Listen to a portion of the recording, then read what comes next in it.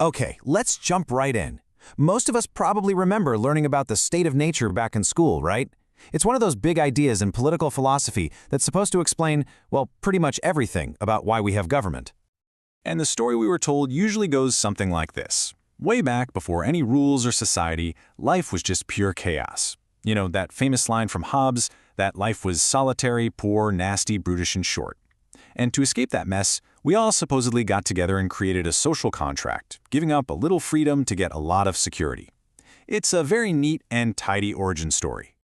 But here's a wild thought from the source material we're looking at today. What if that whole story isn't history at all? What if the state of nature was actually a myth, a political weapon that was deliberately invented to completely change how we think about law, freedom, and even ourselves? And that question brings us to our first section. We're going to dig into the argument that this whole concept was less about philosophy and, well, a lot more about politics. This quote really gets right to the point, doesn't it? It claims the theory was never about finding out where we came from. It calls it a manufactured mythology. And its goal? To get rid of the whole idea of natural law, that ancient belief that there's a moral order to the universe that exists whether we like it or not. So, according to this perspective, the strategy had a few key steps. First, you erase that built-in moral compass, making people into a kind of blank slate. That cuts the link between law and nature, right? So now law isn't something you discover, it's something the government creates. And that frames the state as a hero, a rescue mission saving us from ourselves. And the end game?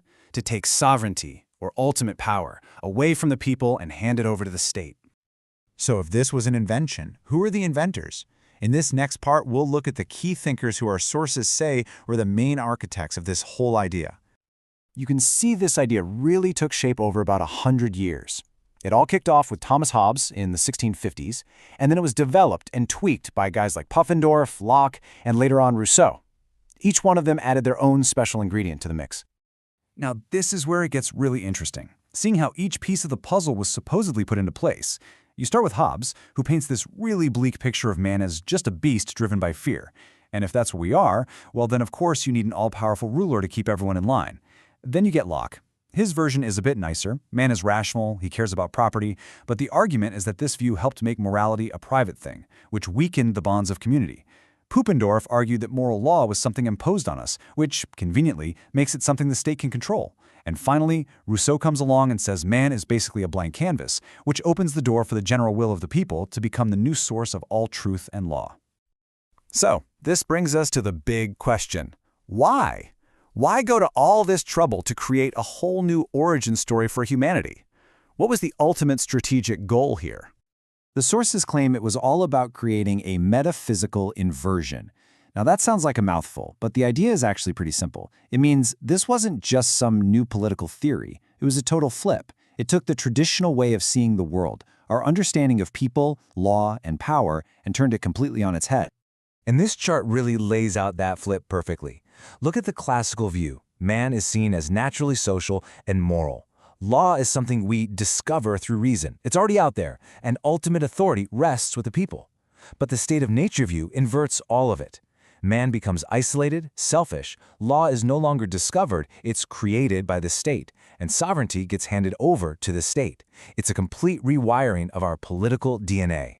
But there was a very powerful counter-narrative to all of this, so let's turn to what the sources call the founders' anthropology, the philosophy that was the bedrock of the American experiment.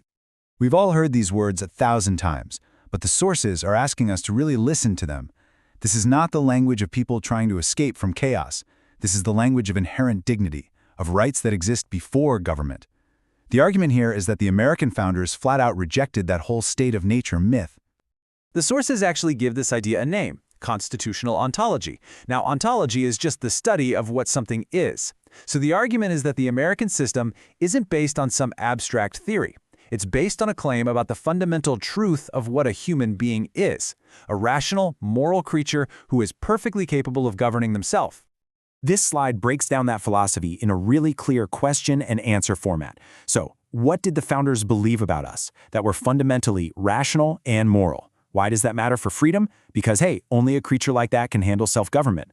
What are inalienable rights then? They're not gifts from the government, they come from our very nature. And here's the kicker. What happens if we deny all that? well then liberty itself falls apart and our rights become nothing more than temporary privileges that the government can give and take away. So why does any of this matter to us, today, right now? Well, that brings us to the conclusion, and this is where all these big historical ideas get personal. One of the sources pulls out this incredible Latin phrase, de te fabula narratur. It translates to, the tale about you is told. And that's the whole point. These aren't just dusty old theories, they are stories. They are stories that have been told about you, and they shape how you see yourself and your world. And that really is the final, most important takeaway.